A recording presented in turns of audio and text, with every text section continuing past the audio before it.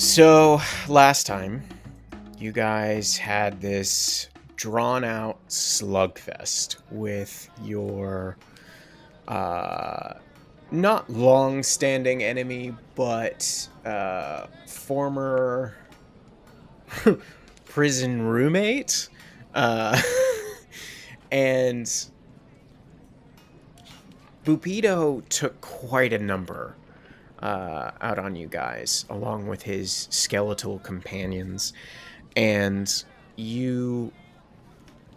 while you put up a really good fight, a number of things both debilitated and prevented you from truly getting the upper hand, except for a very clutch use of, it was Charm Person, right? You used that back on me. Yes, I did. Yes, Charm Person. Pulled that whole Uno reverse card. And it gave you a moment of reprieve in which you could heal yourselves back up after both Indigo and Lara were going down. But eventually, with him breaking from his stunned placement, Arthur had charged forward upon Bupido and failed to essentially obliterate him, though he did give it good effort. Eventually, you all were able to struck down Bupido, but his skeleton still remained, and eventually they swarmed upon you, taking down Stool, and then Lara, and Indigo, and Sefel, in a last-ditch effort, grabbed Indigo's unconscious form, seeing as he looked the most like alive, and started dragging him away while Arthur stood to face off with the remaining skeletons, pleading with Sefel not to leave his body there, and some kind of promise that he had made to his boy. And we had left off with the image of Sefel dragging Indigo's form out of these tunnels, and to the thunderous clashes of Arthur's smites, and finally what sounded like the tearing of flesh. And we now find Indigo and Sefel sitting within the kind of loose tent that resides outside of the entrance of the tunnels, in the West Stone Cleft area. And just before he had kind of sat down to perhaps rest, Sefel had noticed some kind of shadowy form disappearing into the tunnels. And now we find you, Sefel, the still unconscious form of Indigo at your feet. What do you do?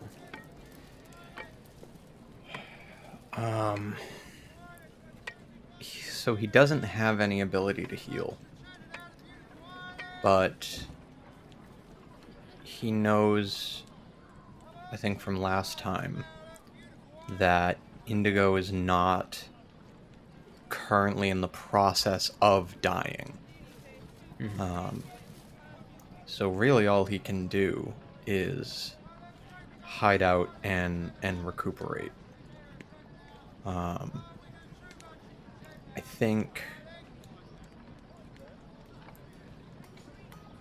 think he is trying to collect as much of his remaining strength as he possibly can, because he believes that, and he basically needs to defend this position. He has no idea if anything that was inside that cave is going to make its way out.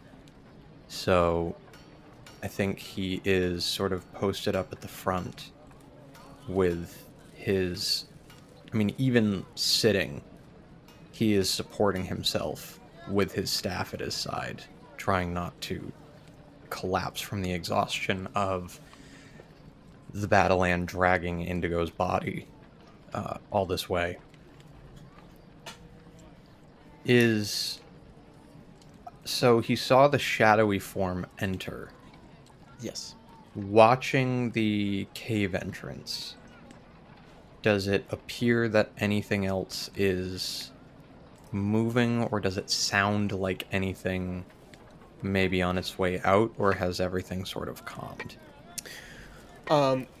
Without even needing to roll a perception check, you feel things have grown very quiet, other than the noises of the Westcleff district. As you know, this city kind of never sleeps. There's always something happening, and so you hear the noises of Darrow and people moving and milling about the area, but you, for the moment, feel like nobody's specifically coming in this direction. Okay.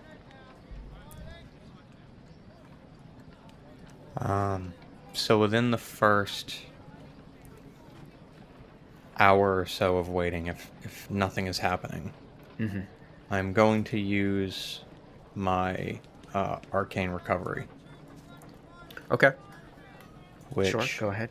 I will use. So I have I can recover combined level of 2 spells. So I am going to regain 2 of my first level spell slots. Okay. Can you, because you're not specifically resting, can you make a Constitution check for me? Sure.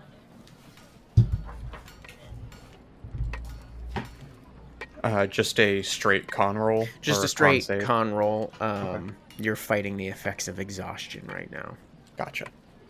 Just because you didn't have spell slots, you did all this dragging, you've been brutally beaten. Yep. Not... Well, I was going to say not bad. Pretty damn good. Natural 19. If that's just straight con, that is a 22 total. Okay.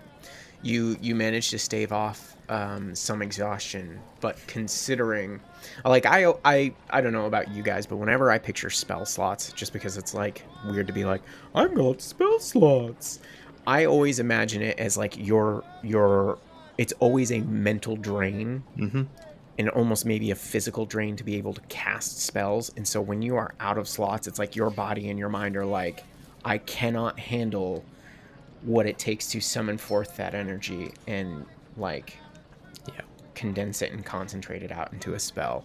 Yeah, it's kind of like stamina. It's not like a checkbox. It's like it's like your arcane reserve for the day. Exactly. So yeah, I mean, I guess recovering that would be a pretty impressive task after everything that happened.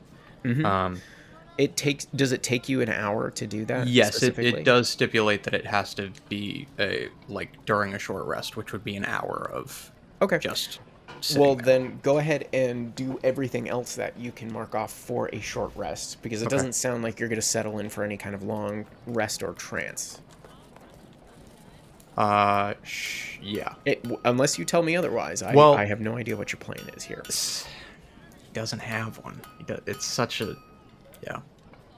Because he does need to rest. At the end of it, he does need to rest. If you don't, there will be more and more con checks. Oh, I know. Off exhaustion. So I think the idea of him just taking the short rest right now is sort of that period of recuperating, and he's still he's using that time to be certain that they're not going to be followed. That, he doesn't want to just run right out, fall asleep in the tent, and then they both get murdered in their sleep. Sure. It's a brief vigil to make sure that everything has actually settled before he feels confident enough to rest, is sort of how I'm framing this. So I'm not even going to bother spending the time to roll hit dice and things like that. I'm just going to do the arcane recovery, finish that short rest, not going to expend anything, and then once he is certain, I imagine he probably doesn't have much choice after a while. I would, even for who and what he is physically, I can't imagine he wouldn't be on the verge of collapsing, losing the rest of his consciousness. Like, I don't think he has much of a choice in that matter anymore. So I definitely think there's a point where as soon as he's comfortable and his mind stops racing, stops checking every corner, thinking of every contingency, planning every action that may occur, the second that falters, he would just collapse into rest. Okay. As you finally kind of nod off, perhaps for the first time in a while, not necessarily going into a trance, but some kind of actual sleep for yourself in this weirdly erected tent over the entrance to this tunnel. And I imagine you've kind of tucked yourself in Indigo behind some crates and some barrels, trying to get yourself a little bit of extra cover. But there's not too much in the way here to hide yourselves. As you finally nod away, we don't know how much time has passed, but eventually you kind of like rouse yourself up, kind of like that feeling when you're falling as you're drifting to sleep, and then you kind of like jerk awake, and then you slowly like you're like, I'm not gonna close my eyes, and you close your eyes and you're asleep. You have a couple of these moments, and during one of these moments, where you're not sure if you're truly asleep or just in a trance, you hear what sounds like very quiet footsteps, and you feel this sense of weightlessness overtake you, and you feel like you are being picked up. And you feel your arms kind of dangle downwards, in between the blinking of your eyes. We see a large bundle of braided white hair as you kind of like pick your head up and you try to look around, and you're not too far off of the ground, and you see you feel like a firm, strong arm wrapped about your waist. And as you look to your right, you see the body of Indigo as well, being carried along with you. And you don't feel any kind of ill will within this moment, but you're also so exhausted you can't even muster up the energy to fight back or question whomever this is that is taking you. There's sort of a interesting dichotomy there of like the last time this happened was the drow carrying us into the Underdark. And this doesn't feel at all like that. Yeah, it's strange and familiar in two different ways. And finally, like the last couple of images you see as you're being carried is you see Darrow all about staring at you, and you know you're moving through the Westcleff district, and finally you just fully succumb to unconsciousness. And then we hear the tapping of feet upon cobblestone.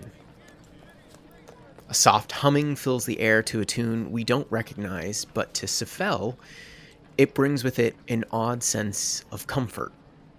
However, in this memory, it feels like you're hearing it for the first time.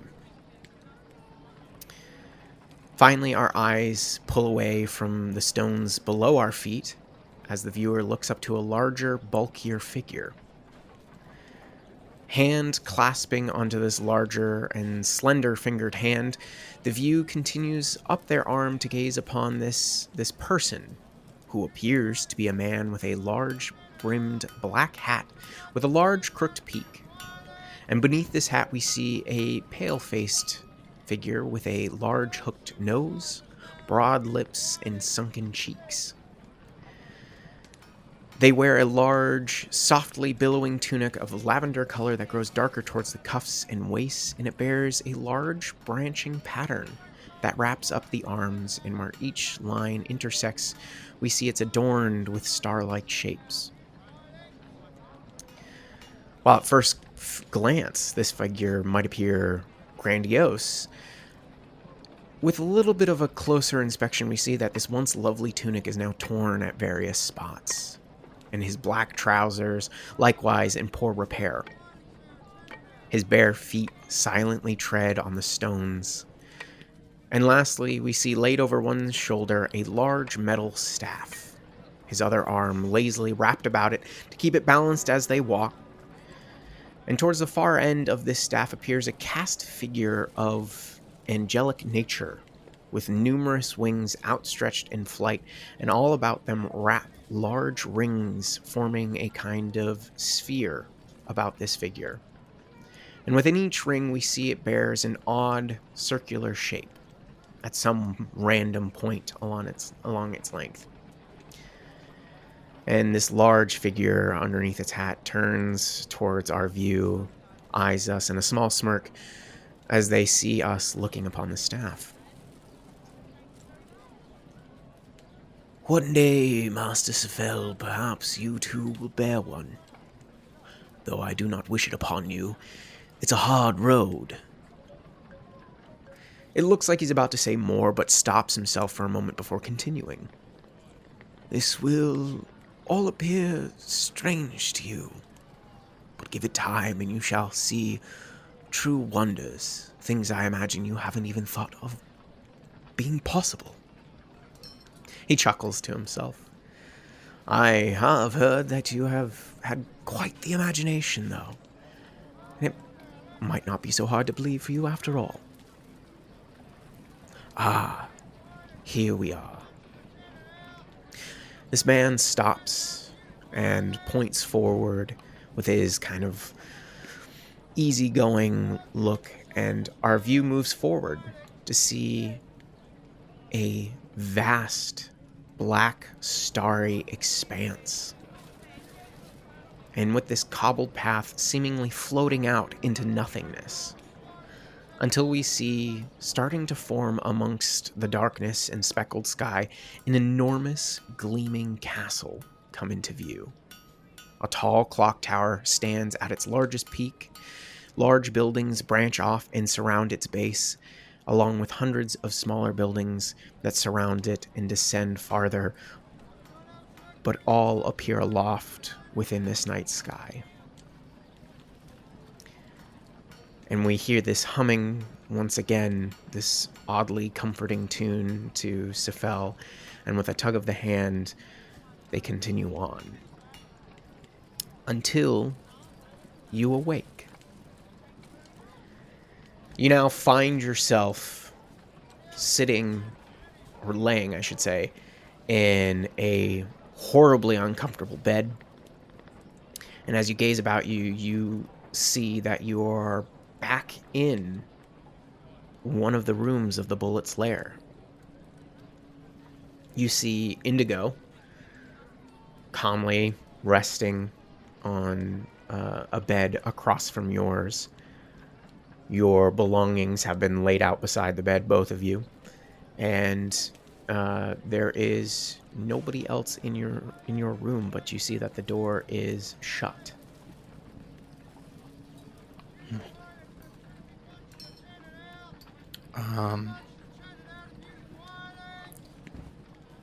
Do I have I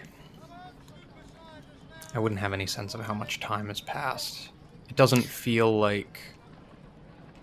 I remember when we were on the Dark Lake, we went into that sort of sleep situation, and we woke up feeling like exhausted, groggy, all kinds of things. It's not a similar feeling.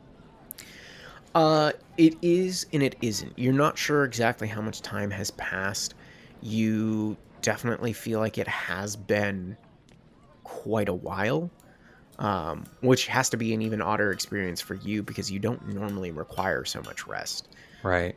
But you actually feel sore, like you've been laying down for a long, extended period of time. One thing you do notice as you look over at Indigo's form is that their skin has become very gaunt. It's almost tight, like they've lost a lot of weight, surprisingly.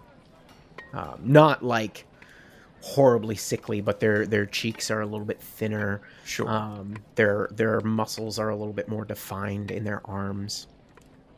But yeah. Sifel sits up, and I think the first thing he does is sort of collect his facilities. He,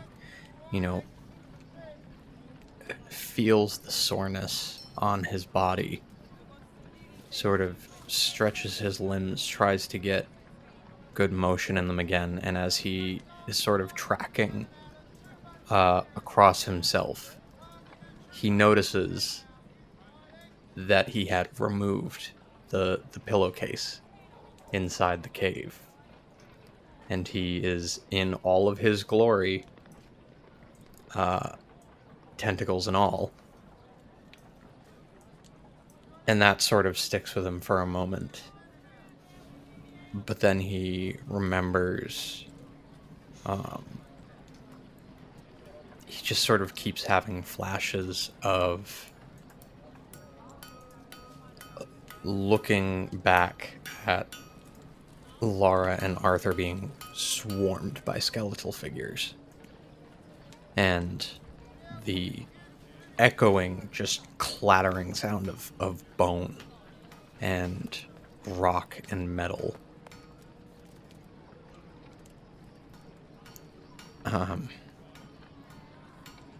He's going to go across the room and sort of pull up a seat next to Indigo's bed. Sort of sit there for a minute.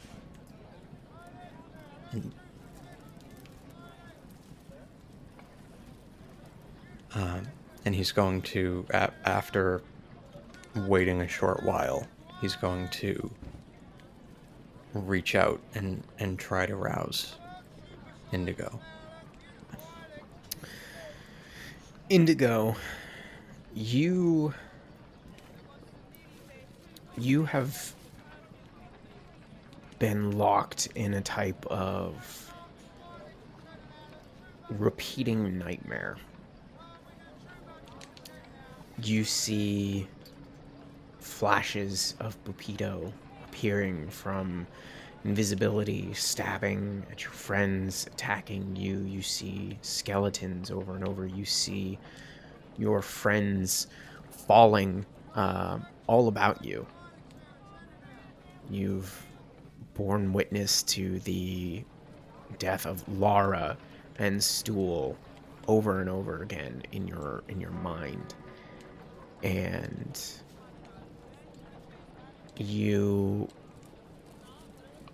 remember briefly awakening for a moment at some point in time and feeling the weightlessness as you were being carried by someone and being laid upon a bed and being told to rest, and that you are being watched and taken care of as you were kind of trying to rouse yourself up before this unknown person had pushed you back down onto the bed and very calmly, with a soothing voice, had told you to rest again. But these dreams have continued to plague you, and finally, in this dream, once again, we see a skeleton reaching out, and it's getting closer, and it's getting closer, and as it's just about to touch you, you are snapped awake, and you feel a hand touching you. Indigo. Sifel? Oh, you're all right. Where are we? I think we are back in the Bullet's lair.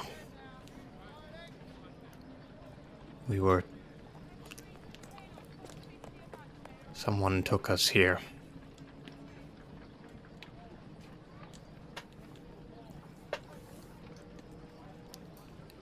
How are you feeling?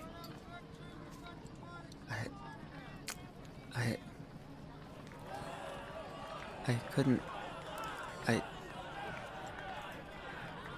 Sefel, it didn't work. Our plan, it didn't work. No. No, it did not. They're all gone.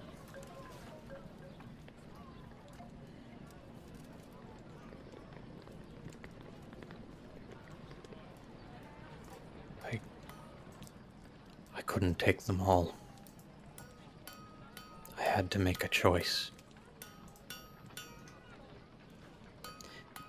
He sort of gets, like, angry. Fighting. You can see he's fighting himself. She would have understood.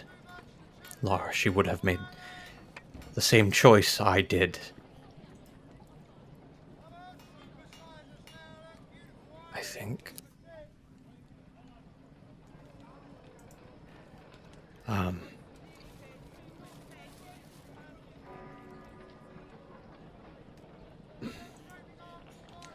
How are you still hurt? Do you still need time to recover? How am I feeling, Will? Am I feeling like I've had a rest? Am I feeling revitalized, or? You've both definitely gone through a long rest, so you can mark that up. You do have all of your hit points. However, Indigo, you feel thin and almost stretched. And you feel a, like, deep-seated hunger that, while not painful, you can just feel grows more and more intense, kind of gnawing away at you. And you see that there's, upon both of you, that there are scars, newly, freshly healed over from whomever took care of you. But otherwise you feel okay. Kind of that groggy feeling of when you slept perhaps for too long, though. That kind of pounding headache that you kind of get. That's what you're feeling right now. I think I'm all right. I just kind of hungry in a way that's hard to describe. I mean, no offense, but especially to you.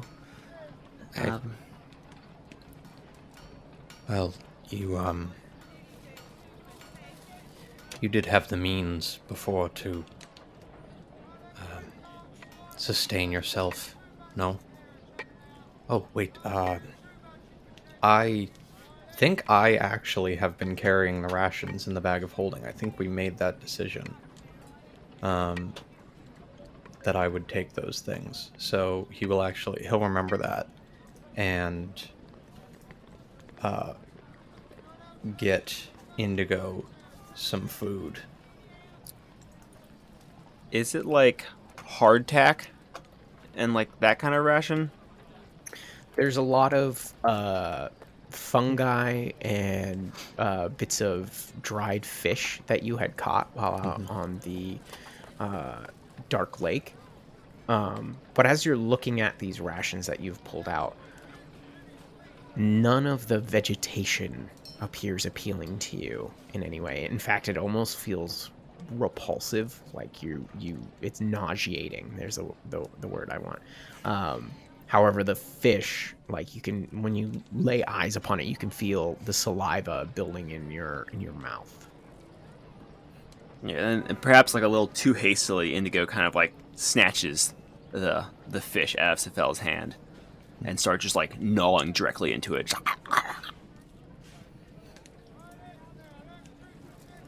There's a question. I mean, seeing this the reaction from Indigo. There's this sort of question that he's been trying to avoid asking, and he kept telling himself that it wasn't a proper question to ask. But watching Indigo with such speed and aggression, gnawing at the food, he takes a moment. Lara mentioned back on the island with Madame Delve, your transformed state. I never got the privilege of seeing. Why did that not manifest in the cave? I don't know. I was so focused on, first, getting those skeletons away and then trying to heal people up. I just didn't want to. I can't really do all the things that I do when I'm like that. You lose your casting. Yeah. I don't quite know why, but I can't channel Toril in the same way I can normally. I suppose you did make the proper tactical decision then. You did keep us alive, Indigo. For whatever that means to you, things could have gone worse, if not for your tact. Indigo looks down. Not enough of us. I could have done more. I could have done better.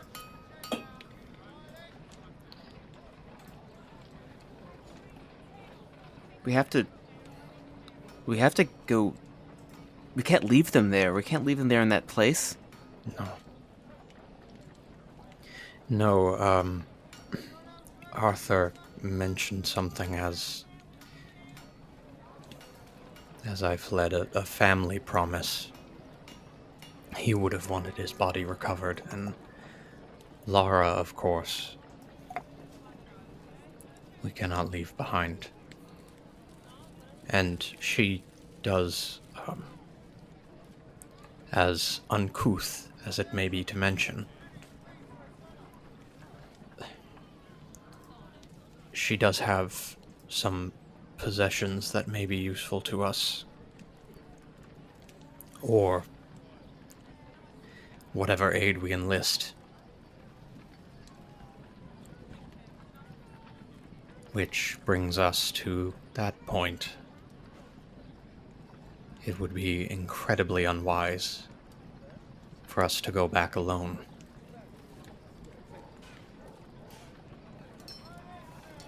Yeah, well, we did get him, right? I didn't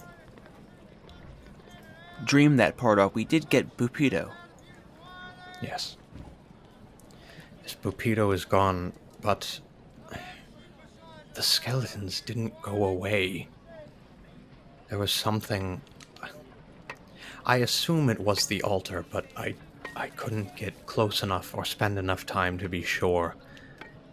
But I had foolishly thought that if we took Bupido down, the skeletons would follow.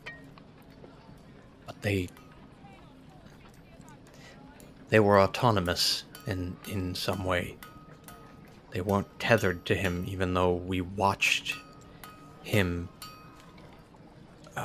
rise them, summon them. But they still maintained of their own accord.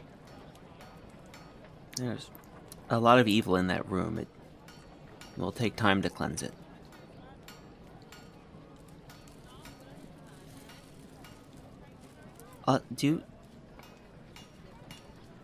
Who brought us here? I'm unsure. I saw bundled white hair, and whoever lifted us possessed some strength. It didn't feel like a chore to carry us all this way, and it is some way. But I was barely conscious at the time, and obviously they're not here now, so I do not know who it was.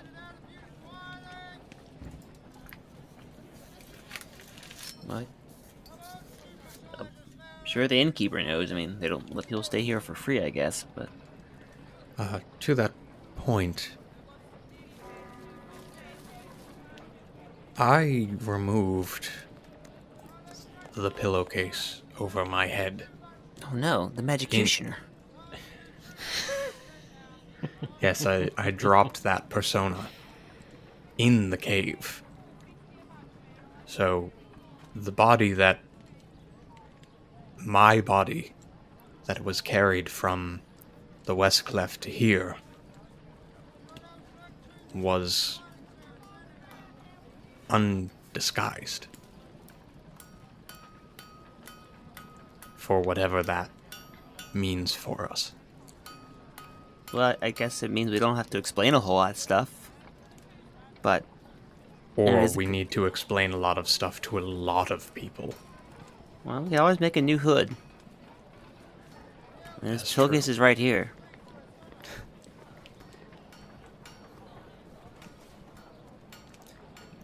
I think I will remain this way. We have a form of protection in the badges from the Flame Keepers. And if nothing else, my form will intimidate the less hospitable denizens. I mean, unless we think there is some great benefit to continuing to mask me after I have been paraded through Gracklestug. As I look around, is there any... Is like the hood anywhere in here, or is there anything else that could have been used to cover him? Like he was carried in like a shawl or something? You see the Magicianer hood, and it's laying amongst his other possessions next to his bed. Oh, you son of a bitch. You son of a bitch. It's just not so easy to discard the hood. It's a part of me. Put the pillow back on. Is that Sean Connery? Always. No one cared who I was, so I put on the hood. It's like the mask. Every time you throw it away, it just appears in your hand again. Yep. Yeah.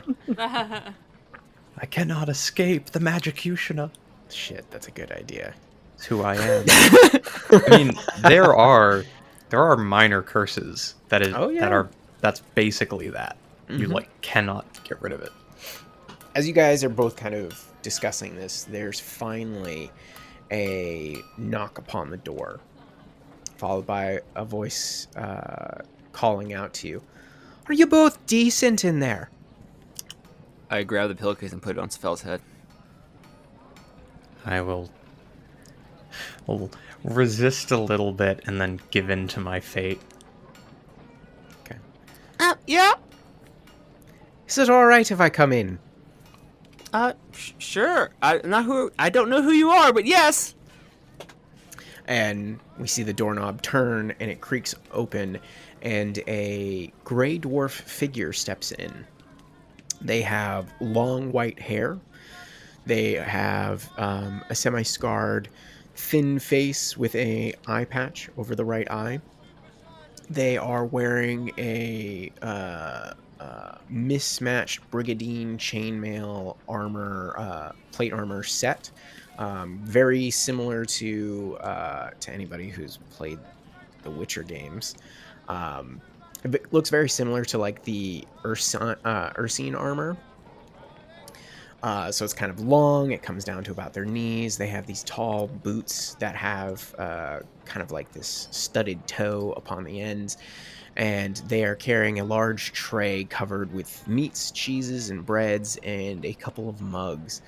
And this woman comes in and shuts the door and goes, "Well, I'm glad to see the two of you are awake.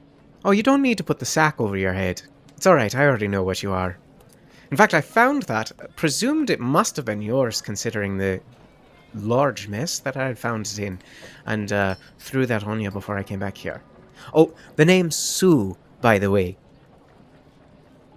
So, and as soon as he has the invitation, he rips it right off his head. "Oh, sorry, that'll take a minute to get used to." If it means anything, I'm still getting used to it myself. You are the one who took us back here. Aye, that would be me. Well, thank you. You're quite welcome. Thank you. Saved our lives. Oh, pish posh. I mean, I've only found you kind of in the midst of some barrels and crates. I thought it was quite interesting that you were sitting outside the Whirlstone tunnels. What were you doing in there, by the way? We were attempting to deal with an old traveling companion turned murderer. Ah. And we lost a number of companions in the squabble. You did? Oh. Were they in the chamber with all the bodies? Like the large spiraling set of bodies? They would be in that chamber, yes. Oh. Well, I'm very sorry to hear that. Well, I only found the pillowcase that you had on or left there. I didn't see anybody else but a bunch of other bodies. So who knows? It could have been your friends there. I'm sorry I didn't have more arms to collect them. And was one of those bodies a mushroom? That's a pretty indistinguishable figure. A myconoid, Sifel. I apologize. Have some respect. Oh, well, I not speak ill of the dead. I would have definitely noticed one of those. No, I didn't see that. Who else was with you? Well, our friend Laura was there. She's kind of like a real buff lady with like some scars and some I don't know, weapons. Well, I'm assuming she wouldn't have been very skeletal by any means, which was the majority of the figures I saw down there. Thinking back on it, no, I don't recall seeing them either. What about a giant, burly figure of a man? Large. No, I don't recall seeing that man either. I did see quite a bit of bodies when scattered did about. you enter the cave? When were you in there? Oh, well, I was probably in there a little while before you. I did hear a great bit of noise, so perhaps, I don't know. I couldn't tell you how many hours or how long I was in there. I was trying to find. And she kind of gets a little cautious. Well, I was just looking for something. It doesn't need to concern you too much, but I heard a great big commotion echoing down the cave, and figured I'd probably been away enough that I should have started heading back. And by the time I reached that large cavern filled with all the bodies in the odd altar-like thing, I didn't see any of your particular friends. I did see quite a few fissures and little craters within the ground that looked like something had hit them with great force, but otherwise, no. No fresh bodies, so to speak, just your pillowcase. That's odd. Or morbid. Do you think they'd be alive? Perhaps you were mistaken in them being dead. No. I'm not trying to be indelicate, I'm just... No, Curious. Well, there's a chance, Safel. We can't discard a chance. I don't want to give us false hope either. I watched them be swarmed. They were already close to gone, and their bodies disappeared under the bones. I will not do that to us. Well, she kind of approaches over and pulls out a chair from one of the small desks in the room and sets down the tray of food. And says, well, come eat, and perhaps we can discuss a little something I've been hoping to proposition you with, seeing as you're clearly strangers around here. Or we can wait on it. I don't want to push you or rush you by any means. Oh, we need to... We cannot mope too long.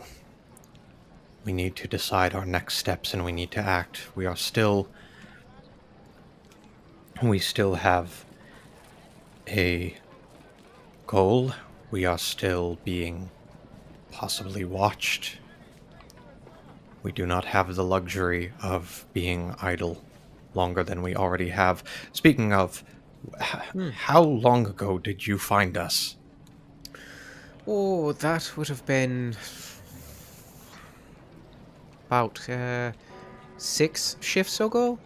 Yeah, about six shifts ago. And at that moment, you actually hear what sounds like a giant whistle blast going off. And she goes, and that would mark the 7th. A fucking week. Well, so He doesn't I'll say explain that this out loud. because, and I'll assume she explains it to you because you guys have no idea how time is kept down here. Because Grackled Stug does not necessarily sleep, they operate off of shifts because there's always people working. And so there's a large whistle that goes off every 12 hours. So it's been closer to like 3.5 days since she Okay. picked you up. That makes sense. And so that's what she explains is like every 12 hours a whistle blast goes off, and that is how time is kept, essentially. So we have stayed here too long already. It's been 3 days that whatever the party that we were meant to survey has been able to continue their plans unchecked. We have not checked in with our employer. We have been idle and most likely watched by those who would do us harm. We need to move. Well, no need to necessarily be rushing. I do happen to have a question about that. And she pulls out one of the golden badges, which you guys realize you are not wearing. And she goes, I did happen to see these pinned upon your fine clothes, and seeing this as the symbol of the great wormsmith, you must be on quite a mission. Are you working for the keepers? Currently, yes. We were. Yep. We ran into Thembershoud on our entrance to the city, and he required an audience, and we obliged, as we are not in the market to deny a red dragon. You'd be hard-pressed to find anybody around here that would deny him, perhaps, except for the stone giants and the Deep King himself. But that's quite something.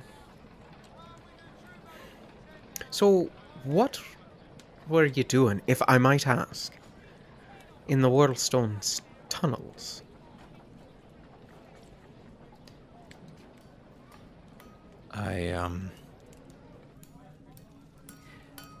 Since we, you'll forgive me, are unfamiliar with you, though I appreciate the aid you've been given,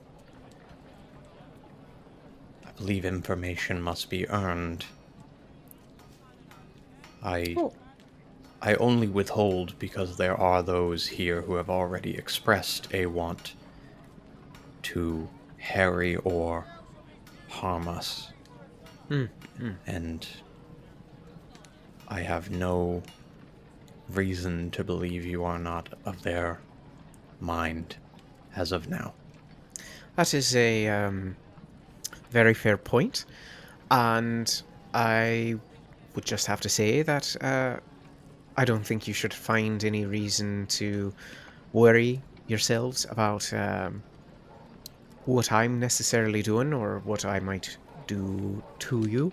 In fact, I had a proposition of sorts, seeing as you have a better connection in the city than I used to have. Me and a good friend have been running around a bit to find means of supporting ourselves a bit better off than what we were, seeing as perhaps you've noticed, perhaps you haven't, I don't know where you came from, but there's quite a bit bumping around here in the Underdark. And my friend was recently subjected to a quite an attack of sorts. And so, even with that information and everything that seems to be plaguing the city and the people around here, as you may or may not have noticed, we've gone before the Deep King and many of the others and pleaded for their help. But we've been, unfortunately, met with no's and get the hell out and perhaps some stripping of rank and, well, anyways, we're a bit on our own and we're trying to make things a bit better ourselves. And seeing as the two of you are strangers who have stumbled upon, it seems, a means of some security here within the city, and what I've recently discovered in the Whirlstone tunnels that might be of use to my friend and I, perhaps we could all find a means of interest, mutual interest, in which we could help each other. No strings necessarily attached, perhaps with your, your ins and our savvy arms. And she kind of like flexes and points at her waist, in which you see there's like a thick sword belted to her hip. Perhaps we can all help each other. Does this perhaps seem appealing to the lot of you? Deal. Wonderful. Does seem like a logical decision. Now, I'm going to let you eat up. Perhaps you can get yourselves dressed. I took the liberty of finding some clothes that looked somewhat familiar or similar to what you were wearing. So those are there. Go ahead and clean yourselves up. And when you're ready, I will be out in the lobby. And she picks herself up and heads out the door. But the two of you, I'm assuming after a little bit of time of cleaning yourselves up, eating, getting yourself dressed, you eventually make your way out into the familiar lobby of the Bullet's Lair, and you see Sue waiting there, and they get up and they go, all right, so I think it's best if we grab my compatriot, soon to be your other future compatriot, and then if we have any other business, and depending on what the lot of you need, perhaps after this meeting, you can take care of any business, and perhaps tomorrow we could set out for, well, I don't know how quickly you're looking to get back there, but I had found something of great interest and value to me within the Whirlstone tunnels, and perhaps seeing as you have some more questions about your friends, we could take a look in there together. Yeah, I mean, that sounds good to me. Great. Awesome. Well, follow me. And she takes you out of the bullet's lair, and as you guys are emerging from it, you look about, and the city seems a little bit darker, to which Sue kind of remarks, it must be the end shift. It's kind of the later one, if you catch on. Something equivalent to the nighttime above. Not everything's going. It's a little bit quieter. And she starts leading you in a different direction than you're used to. Usually you head straight into the Blade Bazaar of the Lake District, but you find yourselves going past what looks like a large fortress kind of built here. And she goes, that's over Lake Hold. That's essentially the prison. Don't find yourselves there if you can. Though these Wormsmith badges, and she kind of like hands them back to you. Sorry, I didn't mean to hold on to them for too long. Those will probably keep you out of most trouble.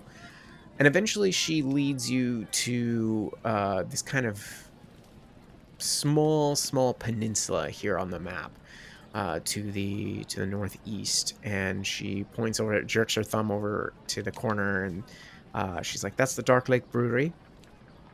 Quite a nice place if you're looking for something different that you might not find necessarily in all the pubs around here, but you usually will find them eventually. But come down this way, and you've got to promise me. And she turns around on you guys, and she's very serious. She goes, my friend here deserves quite a bit of respect for what they've gone through, and I will not be having anybody, especially you, and she points at you, Safel, tentacle boy.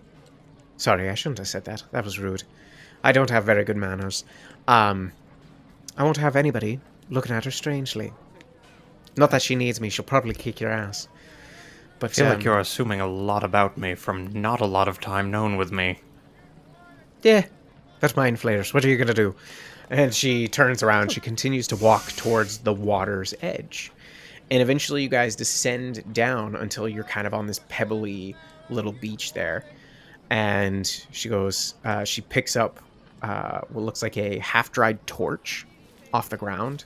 And she takes a couple minutes and she finally lights it. Oh, thank goodness. And just kind of like waves it back and forth over their head. And then she tosses it into kind of like a tide pool. And she goes, no, we wait. Hopefully it won't take too long. And about a minute later, you see a little ways out onto the water what looks like the surf starting to like bubble up as something underneath it is coming forward, which probably gives you guys a little bit of anxiety for a moment, thinking like the last time we saw something like this, it was friggin' Demogorgon who stood up out of the water, but it's this thing seems smaller. Until finally, striding out atop a large lizard-like creature with these large fringes coming off of its side, in a like pale dark gray shape, sitting in a saddle. Who do we see, Sam? Hey. Hey, I've been here the whole time. What? No. Nice of you to show up. Yeah. Yes. So, popping out from beneath the waves is a 5 foot tall, aquatic-looking, clearly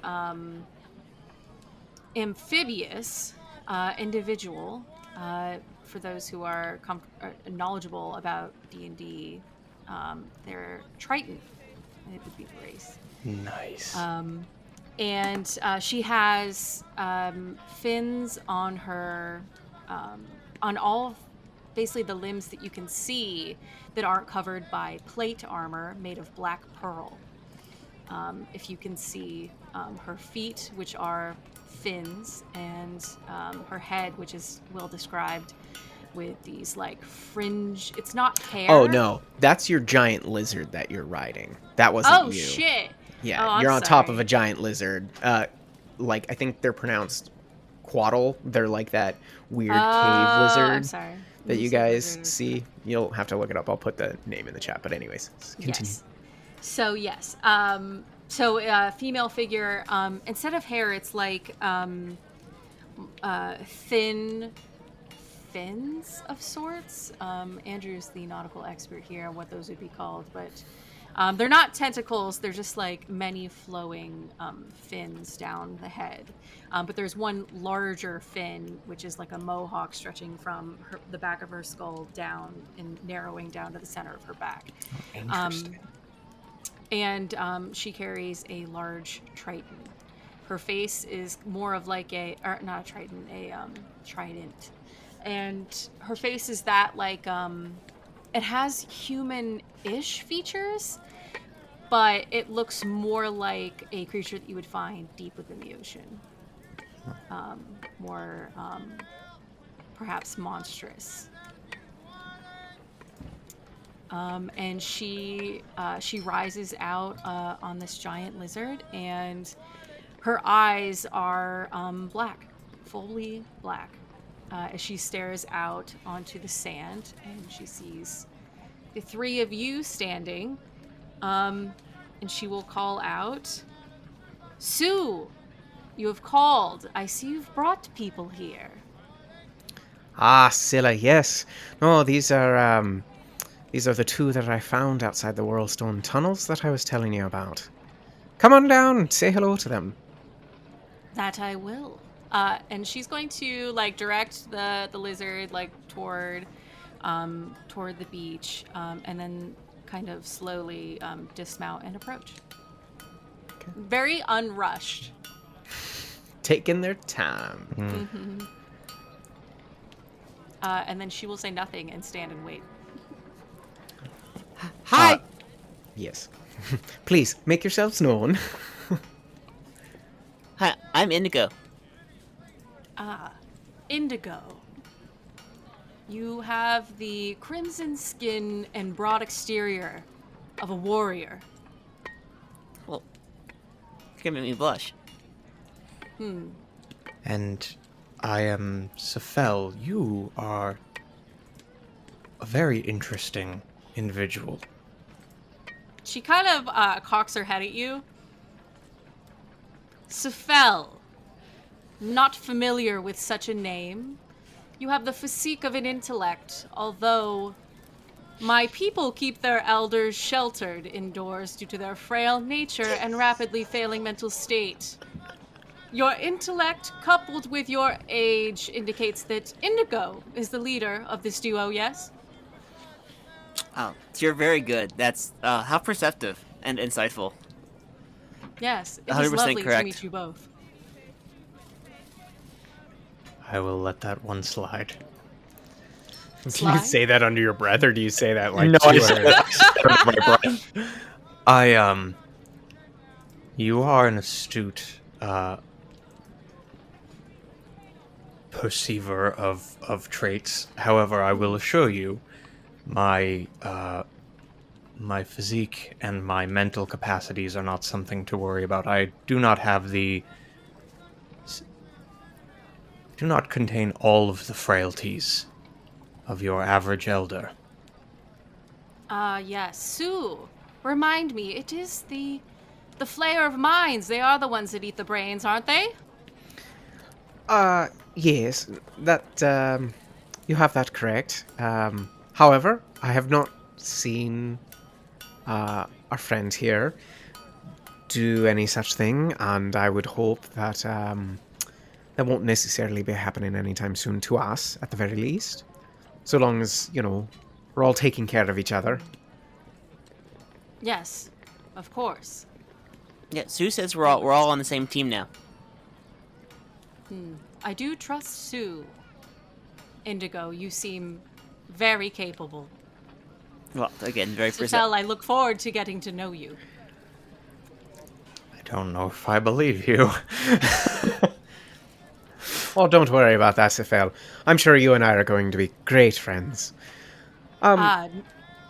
No, I make no mistake here. I am not like other land folk. I will be honest with you at all times. Believe me, I look forward to getting to know you. Well, I apologize for my presuppositions. Honesty is hard to find in individuals, as you say, but it is admirable. Yes. Well, I suppose the two of you would be interested in the business that we have within the tunnels that you found yourselves in before. And Yes, perhaps... you mentioned you were there before, looking for Yes. something. Well, it's not that I was looking for anything in particular. Scylla here and I, as I told you, were just looking for means of greater protection and perhaps weapons or means of combating some of the things, and she's kind of like eyeing Scylla, some of the things that we've encountered about here. And while I know the Whirlstone Tunnels doesn't normally hold anything, I'd heard some rumors that a certain group of individuals had found their way within and made a bit of a hideout. And so I took it upon myself to do a little bit of scouting.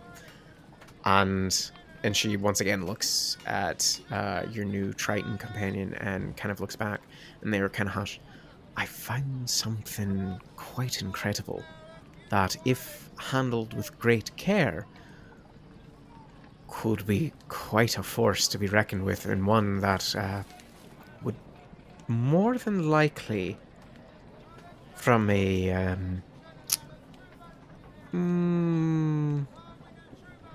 well, it would certainly help us to have it.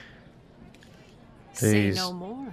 These individuals you're referring to, would these be the Grey Ghosts? She kind of like raises her eyebrows. Yes, I am referring to them. How do you know about them? Well, how I know about them is separate than the business that took us into the caves. I was able to find information in a previous location we were staying in briefly. However, we were tasked, the mission I was referring to, the business for the Wormsmith, did involve an investigation into the Grey Ghosts. Or we assumed a group of them within those caves. Well, I suppose we could help you with that. But there's something that we have that I in particular would want, and definitely think it would serve our means, and as long as you don't have a problem with it, I think we'll get along just fine. They seem to have in their possession, surprisingly, and she once again gets kind of quiet, a red dragon egg. What are the chances? What are the chances? Would you believe that is what we were tasked to find? Oh. And, okay, so... Before you get antsy about it, we had not decided what to do with it if we found it, or whether or not we cared about its fate. We were simply tasked to find out if they did indeed have it. That's good. Yes, I can confirm they have it. I would very much like to get it, because I don't know if you know this about dragonkind, but when one hatches, they bond with whoever they look upon first. And though the red ones can be a wee bit nasty, if it happened to look upon us, and she's kind of looking at Scylla, then it could be a worthwhile companion. Not a pet. They're pretty smart at those ones, but someone who would be bound to kind of help us. Anyway, A worthwhile ally. Can I do an insight check on Sue? Does Yeah. it sound like she's confident that this is... I mean, this is a big ask. Yes, Like it is. like that is a huge task to take on in hatching and essentially taming a baby red dragon. So does it seem like she knows what she's talking about and she's confident about it, or is this vanity? I will say, and Indigo, if you want to get in on this, I will say you can either roll a nature or arcana to determine if you know this about dragons yourselves, or you can roll an insight to see if she seems like she's bullshitting it or not. I'll roll the insight because I think Indigo would be listening very carefully to the plan she's laying Well, out. I'm not even really wondering if she's bullshitting us. Just does it seem like she is actually capable of doing this, or is she talking through her ego? Gotcha. Go ahead and roll. Nah, It's an 11 over here. that's a 10 for me. All right. She seems pretty confident about it. And I'm sure if you guys were to kind of like question her a little bit more about it, as I'm sure you would just because of the nature of this huge ask. Right. You know, she kind of elaborates a little bit more on what she has learned from others and from a few texts, in that while it's nearly impossible to tame a dragon, including a dragon wormling, if it forms a paternal or maternal bond with whomever it hatches with, there will be a connection there. And while it is fully capable of its own intelligence and decisions, it will, in a manner of speaking, work with or for that person. So it seems like that's more of it's kind of a gamble. She's like, Gotcha. I'm confident we can get the egg. I'm pretty sure that we can find a way to hatch it. There's quite a few lava flows in case it needs any type of heat about here in the Underdark. The real problem is getting it, keeping it under wraps, getting it out of the city, and then hatching it. And of course, then it will be a perhaps, I would say, a 60-40 chance that everything works out well with the hatching of it. I don't think it would.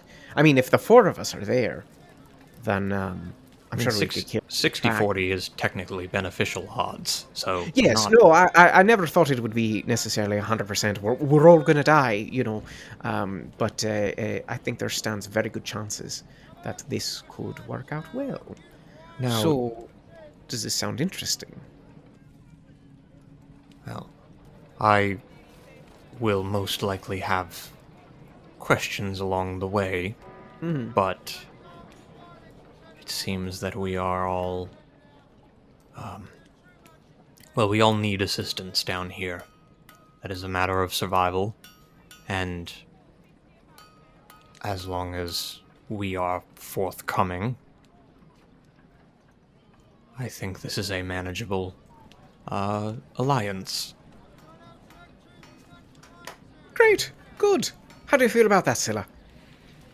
I feel quite good. I believe you found worthy adventurers here, Sue. Congratulations. Thank you. I do pride myself on my what's the word? Damn it. I can't even think about No, it. you now. already fucked it up. Yep.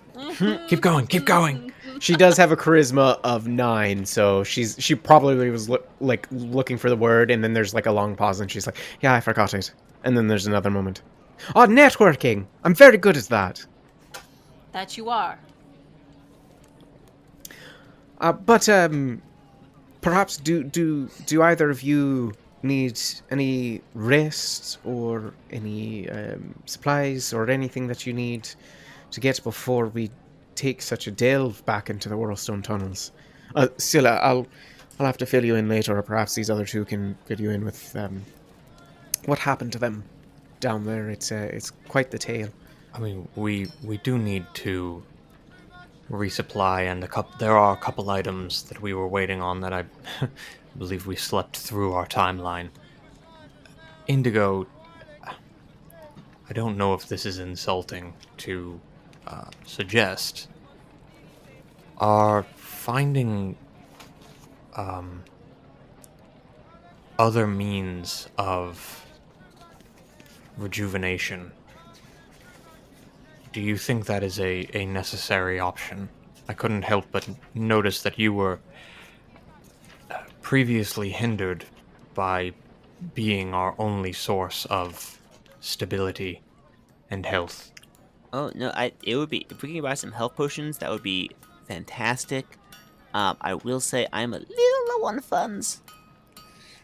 I know. Oh, well, don't worry about that too much. And Sue actually goes around a small collection of boulders and comes back, and she's wearing a backpack that literally has a barrel on it. Like, that's what it's strapped to.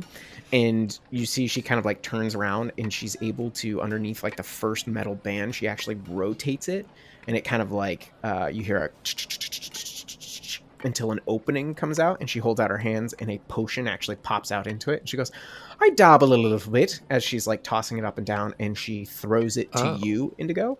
And you have a potion of healing greater in your hand.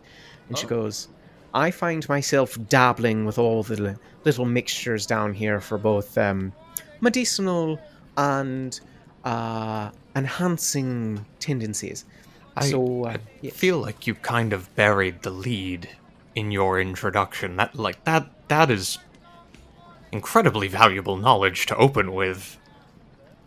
Oh, well, Like, you Yes. saved us and you carried us, and that's important. Like, I'm not diminishing that, but this is incredibly useful. Please do not mistake my awe for irritants. Very impressed and thankful. thank you. It's nothing too special. It takes a little bit of a bit of time, but there's quite a bit around here that you can use. And Indigo, you seem a bit savvy yourself in your ways. I didn't look through it.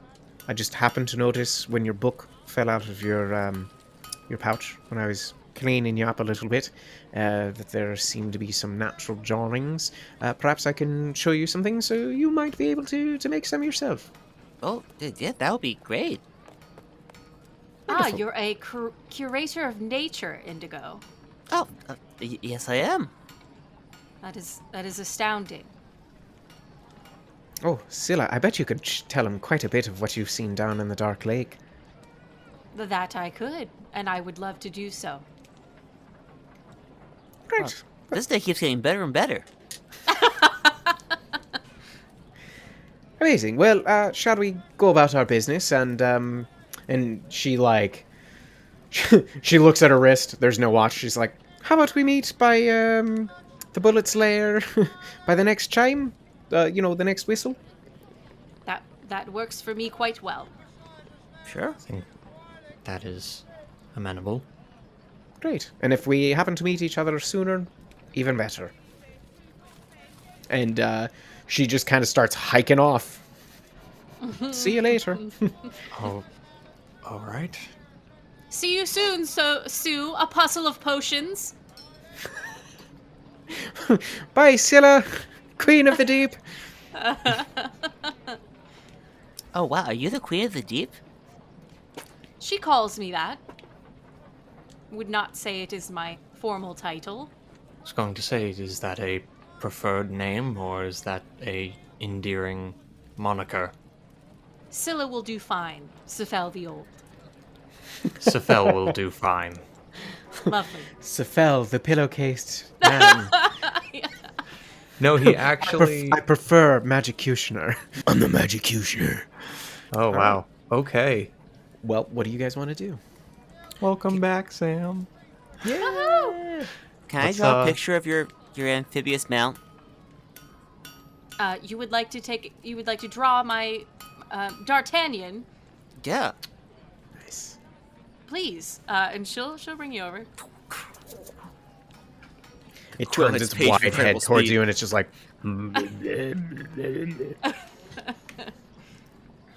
Wow. I've never seen a newt this large before. Well then, let's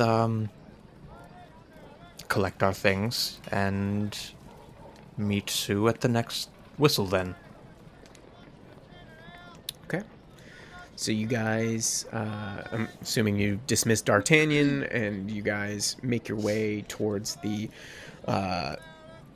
Blade Bazaar area. You guys want to pick up your items, as it has been a while? Yeah. Yeah. Okay. Who do you want to go find first? Whose item do you want to try and pick up first? Can grab your cloak. That seems like it's probably a pretty quick Yes. errand, right? I will go see Claude. Yeah, he was sort of sure he's easy to find. He was sort of advertising himself. Yeah. It definitely does not take you long, and you do find Cloud, and they like kind of huff as you get in and go behind the desk and pull out this very nice green drake like leather skin cloak, in which they give to you. And I will throw this up on your inventory later tonight. But you, with it, this green drake cloak, you have resistance to poison and acid damage. Ooh, Nice. that's very nice. Yes. Claude, it's beautiful. Thank you so much. I don't remember what this guy sounds like, but he's like, "You're very welcome. He was kind of a pompous asshole. So, you know. Get the fuck out of my store." Okie dokie. We'll listen back and I'll have a different voice next week. Absolutely, yeah. If it's been a minute or if they're minor or not, I won't remember. Yeah, fuck that guy. Fuck that guy. Fuck Claude. Okay, so you are now looking for Dane Ironhead, yes? Yes. All right. Yeah, he had sort of a... Was it just sort of like a stall kind of deal? Like, I don't remember him having a... It wasn't a big store deal. It wasn't a big store. There was kind of a... like an easy tent pop-up, essentially. You know, there was a small tent with a bunch of displays out in front, and you make your way back to what you believe was the spot where that was, and you do see the tent, and you do see the displays, but you don't see anything in them, and you don't see Dane Ironhead. Okay. Can I approach the tent and sort of look around, see if he's back somewhere? Absolutely, yeah. Okay. Make a investigation check or a perception check. Any of you can do this.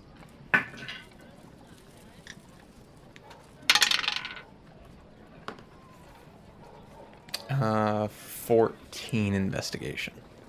Okay. Anybody get I don't wanna better? stay. Oh. 18 investigation. Okay. You both realize that nobody's been in here for at least a couple of days, you would presume. But clearly there's a number of tracks that had come up to the stand. You only see two sets of tracks one going in and then one going out. And then it kind of gets lost in the kerfuffle of all the other moving people about. But you, Indigo, decide on kind of like asking some of the neighboring merchants if they know where Dane Ironhead is, and to which one of them kind of like points down the way to a large clump of buildings to the west and says that they have a workshop in which you can find their sign, and that he's probably been there working on any of his things. Oh, thank you very much. Seville, this way. Okay.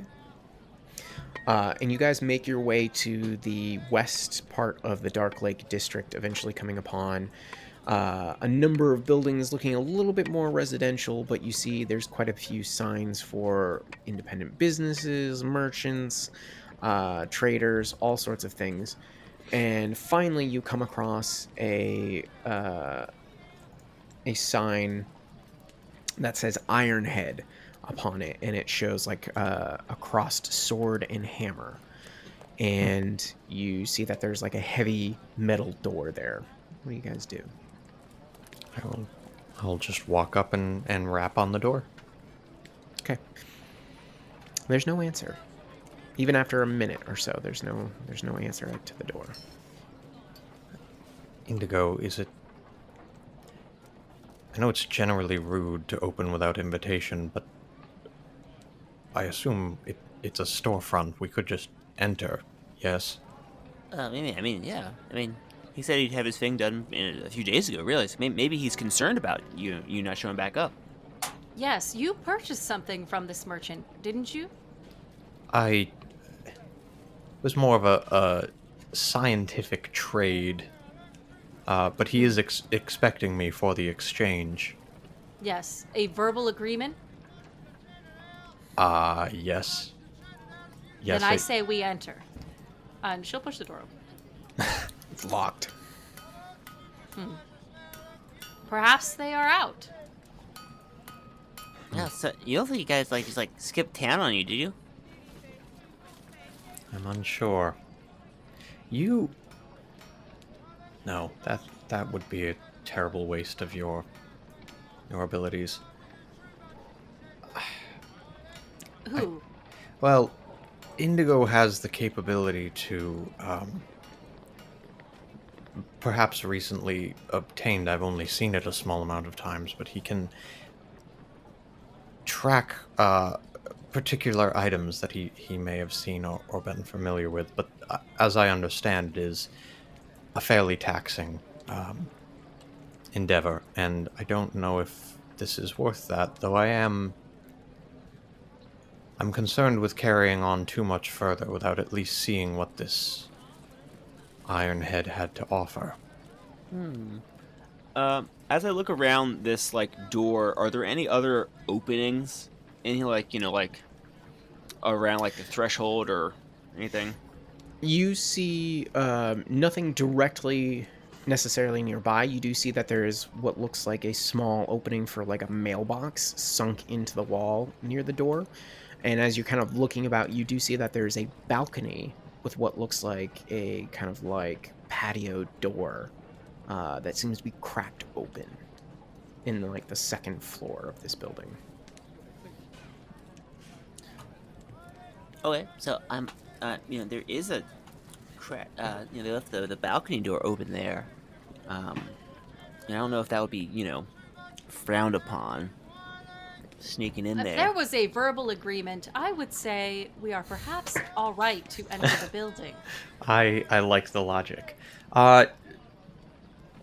Does anything look odd about the area? Does it look like he's been around here? There were tracks around his storefront, but does it look like there has been someone here?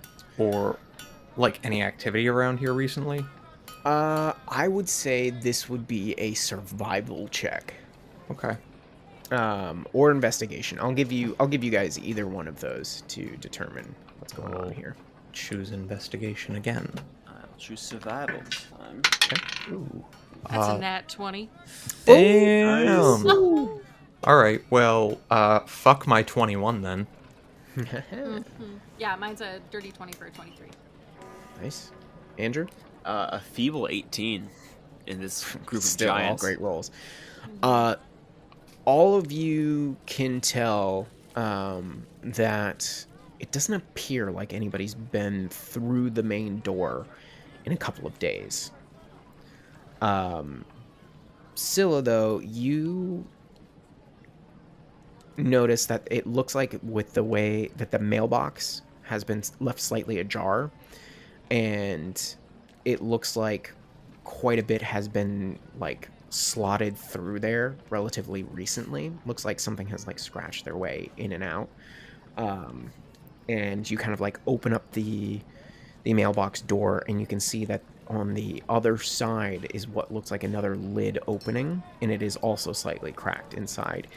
And you see that there's a faint blue light coming from within, just ever so slightly, applying a little bit of tint to the inside of this mailbox door. Is blue a common color for lighting here in Gracklestug?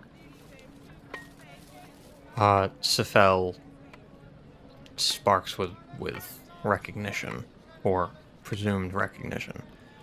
It isn't, but it is not unexpected for what he may be working on. Can you see through the mail slot? Like you could kind of reach in there if you had to. You asking me? Yeah. I think I could fit my hand in here. Cool. Hold your hand out then, if you wouldn't Sure. mind. I'm gonna turn into a crab now. A little tiny crab. What the hell? All right. So there's just like this swirl of like purple, and then just like there's just little like red and green crab. Just That is an amazing feat. And she will like stick her hand in the mailbox and lightly like tip it so that he falls into the little Okay. thing. You are in the mailbox now, Crab Indigo. I've actually never seen him do that before. the crab the crab sonicus will continue. I will scuttle deeper inside. He's Okay. a master of all forms. He's something.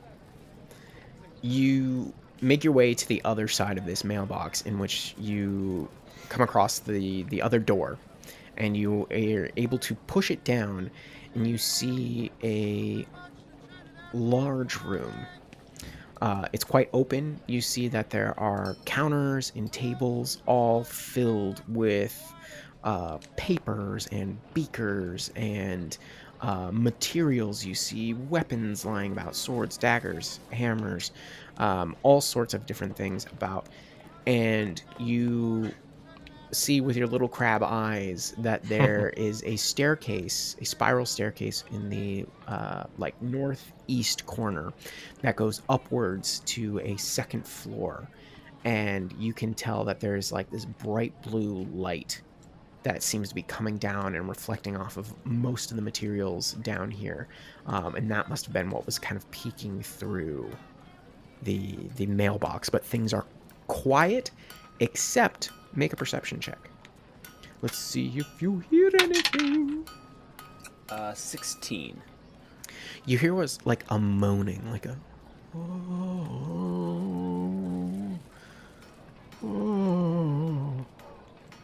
coming from the second floor, you believe. Oh my. Yeah.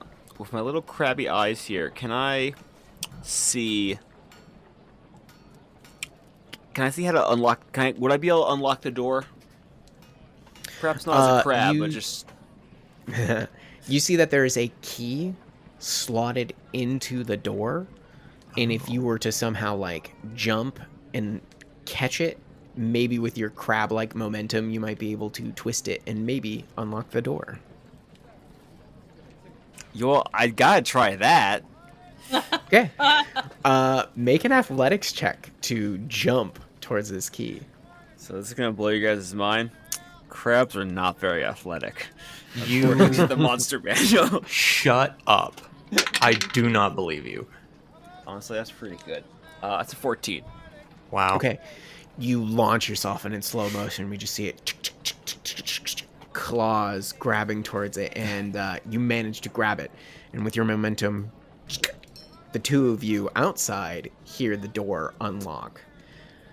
And I'm presuming you open it. Yeah.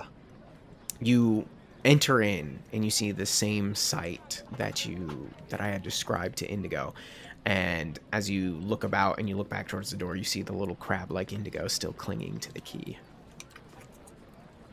Wonderfully done, friend. And she will like cup her hands out as if to hold the crab again. I will let my pincers go and fall into the hand. Okay, Alright. you do. And I will walk further in, holding Indigo in my like cupped hands. Okay. I'll walk with her. You all, as you're walking through this first floor, notice that there's it looks like there was a flurry of activity within here.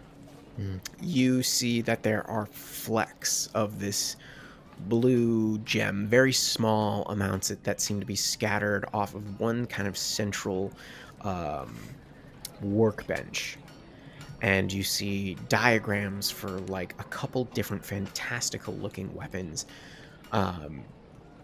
but no signs, Sefel and Indigo, that you notice of the larger mass of crystal or anything that resembles anything in the pictures. But you now all hear that soft moaning and that weird blue light coming from upstairs. Now, you said, so the key was already in the door. Mm-hmm. It's like he was... That's interesting. Did he, like, lock the door and leave it there, or was he trying to unlock it? We should be cautious. And although he's speaking to the others, he's also speaking to himself, because he's like fighting this mix of anxiety at what... I mean, it seems like an off scenario, but he's kind of excited to see what is emanating that light. Okay, so you Is go Indigo upstairs. pointing us? Yeah, is Indigo pointing us? Yeah, with my little pincers, I'm pointing up the stairs. And one thing about the crabs, I do have blind sight as a crab. I'm Oh. 30 feet, so if there's anyone invisible in here, I can perceive them. You don't detect anybody invisible around.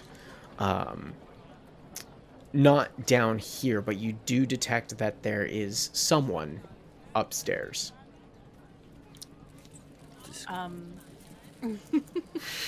Pincers Um, clacking madly. Scylla looks at Sefel and then indicates that Indigo is telling them to go up the stairs.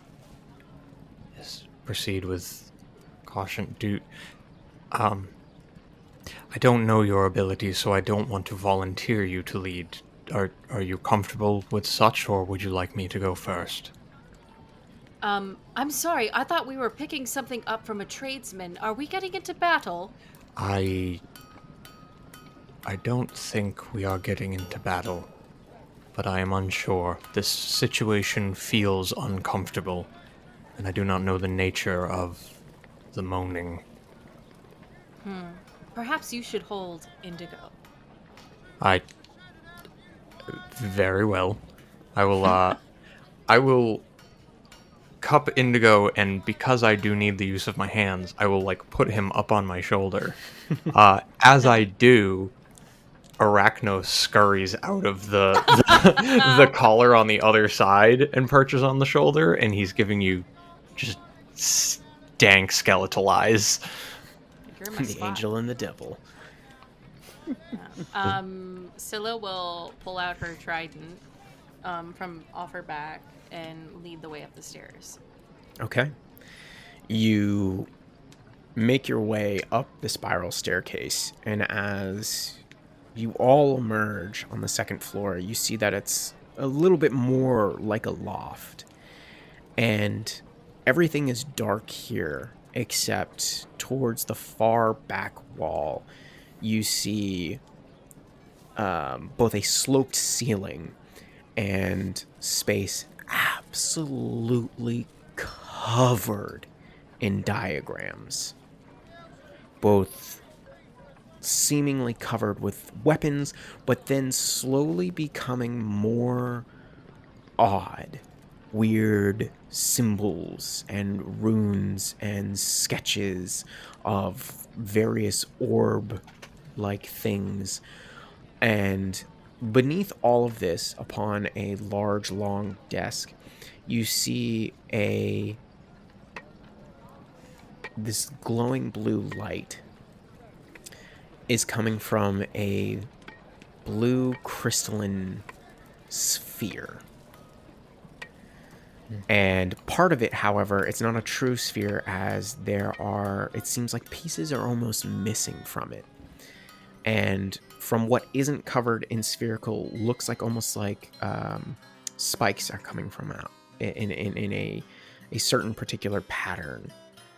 And from the base of this medium-sized orb you could say, incomplete orb. Picture, I want you to picture like a geode, like a cracked open geode with like a corner of it missing. It's kind of got the same thing, and you can see there's multiple amazing facets, and it just gleams, and there's this blue light within.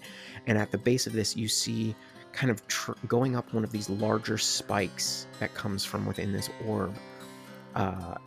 There are what look like metal mercurial lines kind of wrapping itself about the base of it and coming down into this long gleaming staff.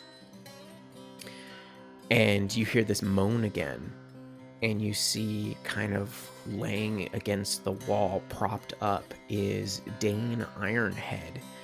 And nothing physically appears to be wrong, but they have this glazed over look in their eye. And they're just kind of like, I saw it.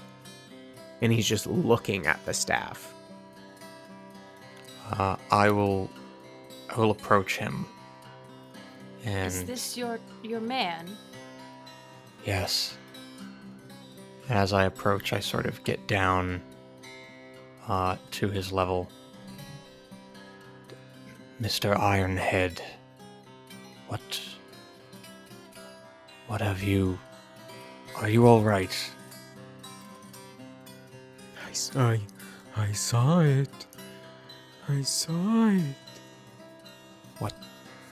What did you see? I saw it all. I saw all of it. And from his like glassy eye, a tear starts rolling down his cheek. And he looks oddly happy. I don't understand. It's so beautiful. Oh. I will stand up and back. I mean, he's like gone. Like he's not, just somewhere he's not else there with you. Yeah. And I look at the staff and sort of take it in.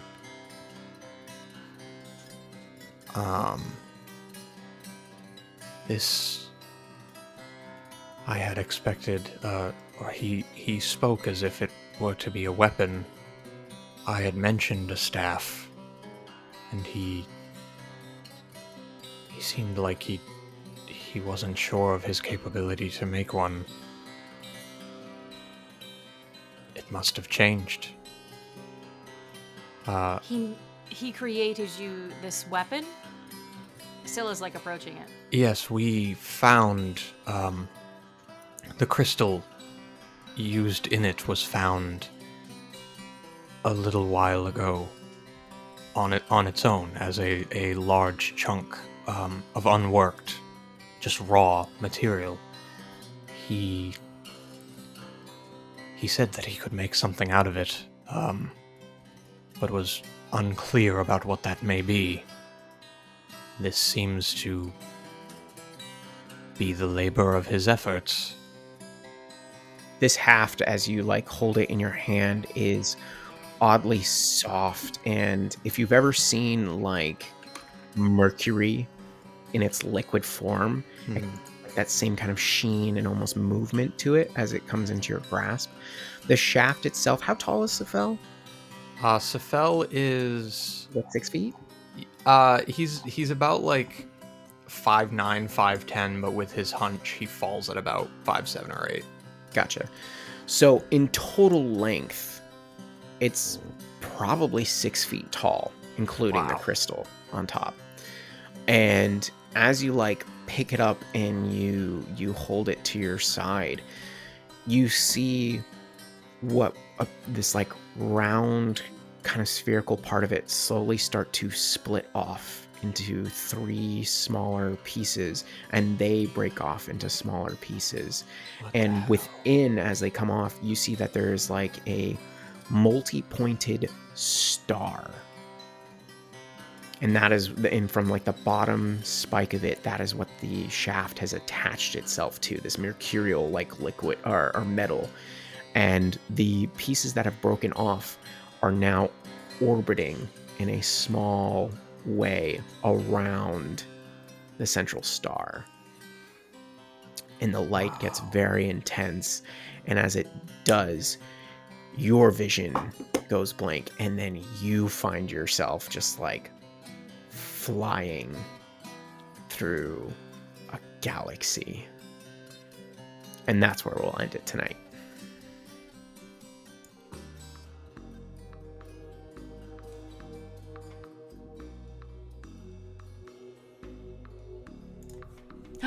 Oh my gosh, it's so good to see you again. You're one of our favorite listeners. You made it to the post show notes. Thank you so much for your support. Yes, new outro means new news. We started a Discord server. Yes, we wanted to create a space for our listeners to meet fellow fans of the show. It's a new community, so hop on in, say hi, we'll be there. You can find it by going to our Twitter page, and it's linked up at the top there. Our Linktree/The Madness Table has all of our links to all of our stuff. Speaking of which, if you haven't, please follow us on Twitter and Instagram. We try to, post some memes and other exciting stuff, especially on Twitter, so we would love the support there. We're also going to be launching a bonus action segment soon where we talk about the behind the scenes for the different chapters of our story. So please keep an eye out for those. And if you want to submit any questions for a future bonus action segment, please email us at themadnesstable@gmail.com. Lastly, please leave a review if you haven't. All the reviews do is they help us grow. It's a quick, easy, and free way to show your support. And we always appreciate that. So again, thank you so much for listening. We hope you're happy and healthy. We'll see you next week. When